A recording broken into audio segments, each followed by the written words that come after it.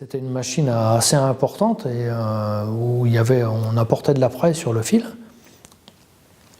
Et c'était une machine qui faisait bien 20 mètres de long. Hein.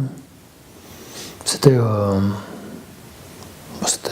vraiment c'était le gros truc, quoi. C'était impressionnant, quoi. Voilà. Et donc on avait besoin pour faire un chiffre rond et facile, on avait besoin de 16 rouleaux de 500 fils de l'ordissoir sectionnel, de l'ordissoir classique, pardon, pour avoir l'ensemble de nos 8000 fils. Donc après, il était monté sur un râtelier.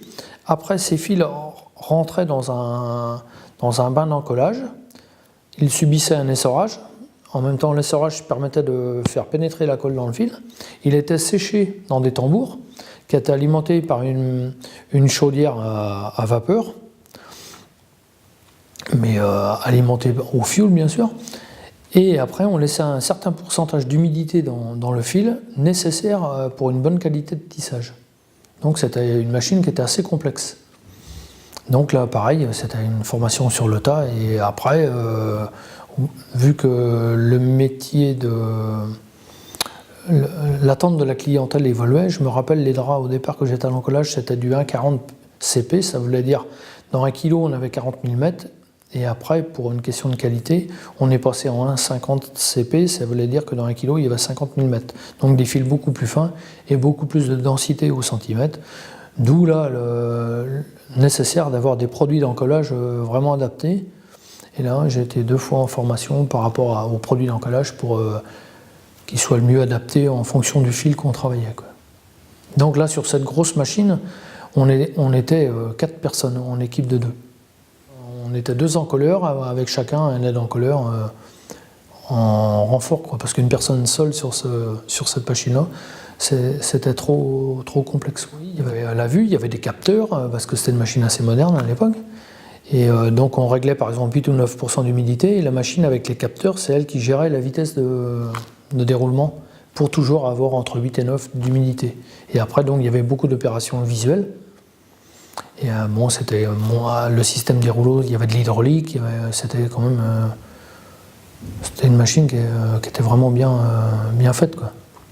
La conduire, savoir préparer les produits d'encollage, le temps de chauffage, installer les rouleaux à l'arrière, contrôler le bon de commande qu'on a bien le nombre de fils nécessaires.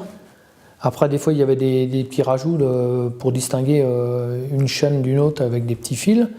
Après, on avait par exemple, la chaîne faisait 30 000 mètres et il fallait alimenter 15 machines avec chacun 2000 mètres, donc bien faire attention de faire des rouleaux de longueur régulière pour optimiser après au niveau du tissage la rentabilité. À l'époque, au départ, c'était de l'amidon de pommes de terre. Il faut savoir que dans l'amidon, moins ça colle.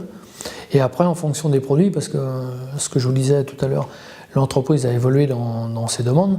Donc au départ, on faisait beaucoup de coton. On faisait du rotor. Donc le rotor, il fallait très peu d'encollage parce que de par la qualité du fil qui était retordu, il était déjà assez rigide. Et après, on a commencé à on faisait de plus en plus de coton polyester, 50-50, ça voulait dire 50% coton, 50% polyester. Et même par la suite, on a fait du 80-20, 80% coton, 20% polyester, et on faisait aussi du 100% polyester. Donc les produits de base à amidon n'étaient plus assez riches pour pouvoir assurer un encollage de qualité. Donc là, on est obligé de passer en produits plus sophistiqués, style alcool polynivélique, c'était un terme comme ça à l'époque, parce que c'est déjà loin.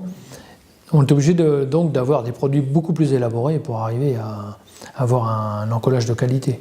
Parce que ce qu'il faut savoir, si votre encollage est de qualité moyenne, après, par le système d'abrasion, par le tissage, donc le fil il est très très sollicité, et moins la colle est de qualité, plus elle tombe et plus le fil est cassant au tissage. Donc nos collègues qui étaient tisserands à l'époque, si on avait un sous-encollage, ils n'étaient pas long à nous alerter pour nous dire voilà, ça craint, quoi. À l'époque, c'était considéré entre guillemets comme un échelon supplémentaire de quelqu'un qui venait à l'encollage par rapport à un poste sectionnel ou d'un poste de tisserand ou choses comme ça. C'était considéré comme une promotion à l'époque.